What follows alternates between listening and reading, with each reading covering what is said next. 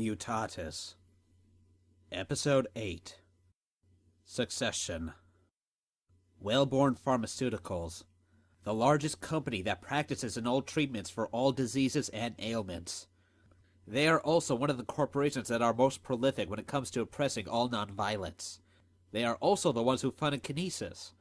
You know, the guys who want to kill all violets? Makes sense, right? Of course it doesn't. It gave me a headache trying to figure it out.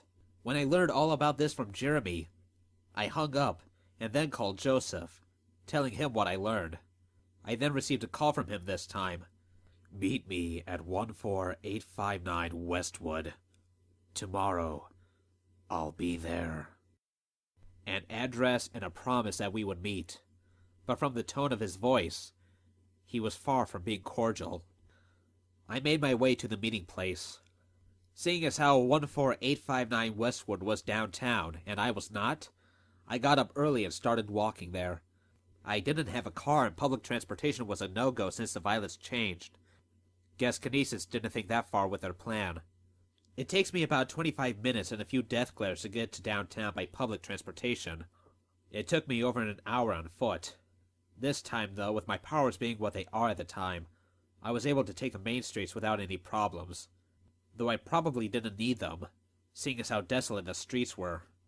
I was pretty sure I was the only one on the streets as I walked. The violets were nowhere to be seen. I didn't hear any moving around in the back streets or alleys, and I didn't feel anyone looking at me with the intent to kill.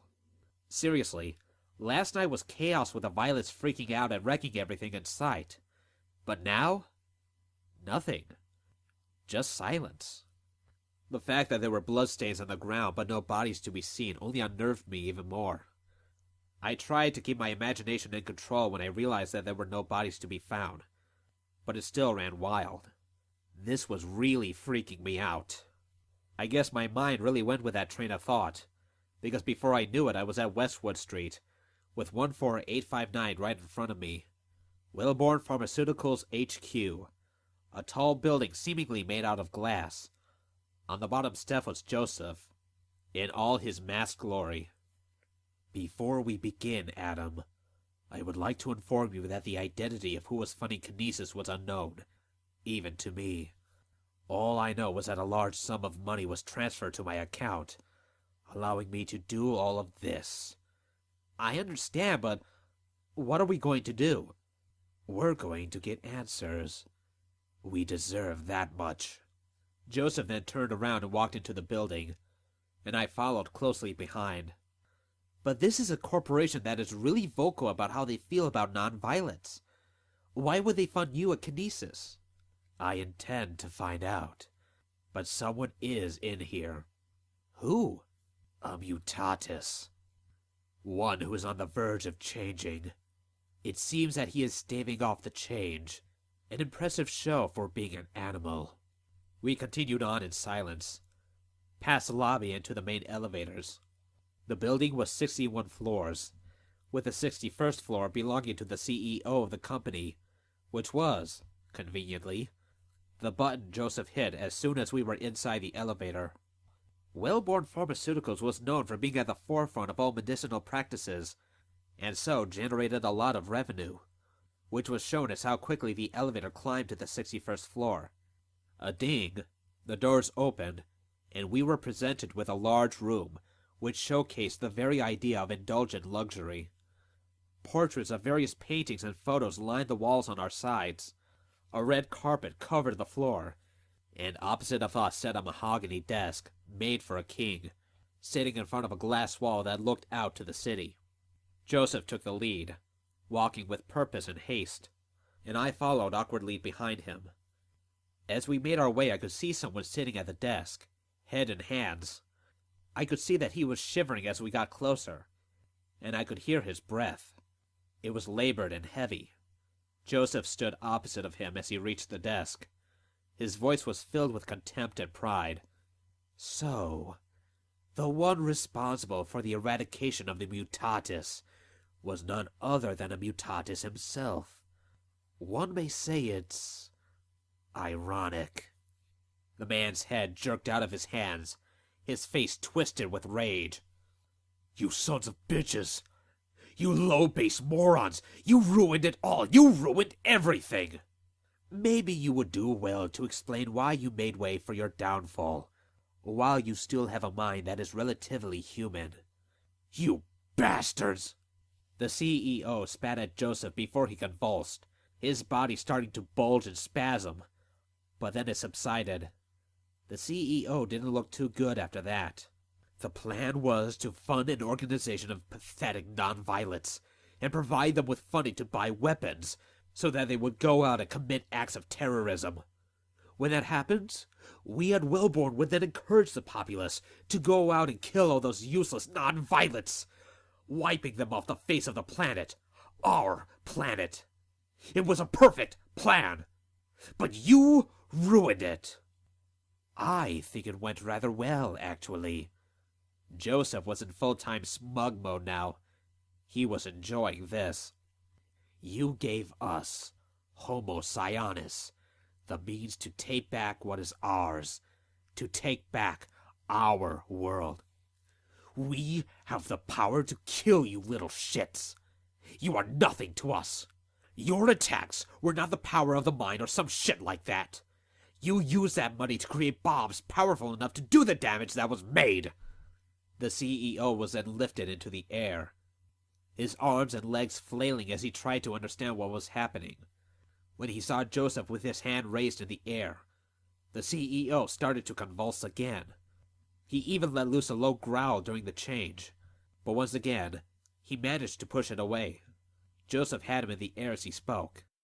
All that power you have, physical, economic, political, it all amounts to nothing in the face of this change your kind has experienced, that you will experience. And when the change is complete, while you may still be physically stronger than us, your mind will be nothing more than a shriveled mound of gray matter. And then we, Homo Sionis, will take your place and make this world better. Better? Better? How can you make it better? You and your kind were willing to obliterate entire cities. And to do what? Send a message? What happens next? Have you thought of that? Have you actually figured out what you need to do after all of this? You're just like us. If we're animals, then you're just a different species of beasts. When we're gone, will you all just get to work and go back to your lives? Or will you just all begin to turn on each other as soon as that bloodlust starts to kick in? Will you still be the better race when that happens? Or will you simply be animals, taking the place of other animals? The CEO then flew straight down in front of Joseph, eye level with each other, with only a few inches of space between them. Joseph was slow when he spoke. Are you implying that I have yet to actually make the effort to think about the repercussions of not only my actions, but the actions of others? Are you saying that I was blind to the desires of those whose powers have awoken? Are you saying that I haven't spent months of planning with several like-minded individuals on what needs to be done when all is said and finished? The CEO spat in Joseph's face, or would have, if the loogie wasn't floating in midair as soon as it left the CEO's mouth. It floated in between the two men for a few seconds, before flying back into the owner's face. The CEO, humiliated, started to convulse again, and this time Joseph lifted the man high into the air, placing him right in front of the glass wall. As Joseph spoke, the CEO started to spin vertically, slowly at first, but as Joseph continued speaking, the CEO started to spin faster. Those attacks were calculated and necessary losses to ensure that what we wanted came to pass. The cities will be rebuilt in time. We have ensured that such will happen. Have you not noticed that the lights still work in this building? The entire city has yet to lose any power at all. We have people in all facets of such necessities to ensure that the world does not encounter such a terrible backlash because we did not have the foresight to place certain people in certain areas and jobs. We planned. We waited. We made sure that the time was right, and when it was, the damage was minimal. Recovery of certain facets of life is not a pipe dream. We were careful about this. You? The CEO then shot out of the room through the glass wall, falling to the sidewalk below. You did not. We were outside the building when we spoke again.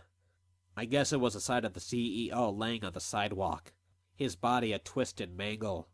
He was changing when he was thrown out of the building, but with how his body looked on the sidewalk, still and broken, it was hard to tell which part of him was changed because of his body's changing, or because of his death. When you think about it, it's funny. This man wanted complete eradication of a sentient species, and got it. Joseph, I have to ask, what is in store for us? I mean, the people who I've met with our powers are my friend Jeremy, and a guy who should probably be in a straitjacket. Are we really going to let guys like him run a corporation, or be in charge of electricity? Joseph turned and looked at me. His voice was reassuring, but it didn't have that much of an impact on me. Adam, I have met with countless men and women who wanted nothing more than to see a better tomorrow. They were willing to take up this cause and help us all reclaim our world. They are now in certain areas ensuring that the backlash from this revolution will not be as severe as believed. I was truthful back in the building when I said that we spent considerable time calculating and asking what would be needed to help keep our lives going in the future. Because of our powers, one man can take care of an entire station devoted to generating and spreading electricity to the cities. But at the same time, we have men and women who have completed their crusade against the Mutatus, and their wrath has yet to subside. I understand your concern on that, but rest assured that those people will not be responsible for creating the necessities of making our everyday lives easier. They will be closely monitored, and if needed, we will take the necessary actions, should they become a problem. Joseph then floated upward, continuing with his speech. I must go. Now that Mutatus is done, there are certain things that need my immediate attention. I can't afford to celebrate yet, but you can. Go home. Go to your friend's house. Enjoy the freedom you now have. Rejoice in this brave new world we now have, where we can be whatever we want. Savor it, Adam. We have won. And he was gone. I stood there for a little while, my mind a blank. I can't help but think of what the CEO said, that we were just as bad as them for doing what we did. As I started walking, I looked around me and found nothing but empty buildings and deserted cars. Everything was different now. Everything had changed, and I didn't know whether it was for better or for worse. Joseph said that it was all done for a better tomorrow. I was afraid of what tomorrow would bring.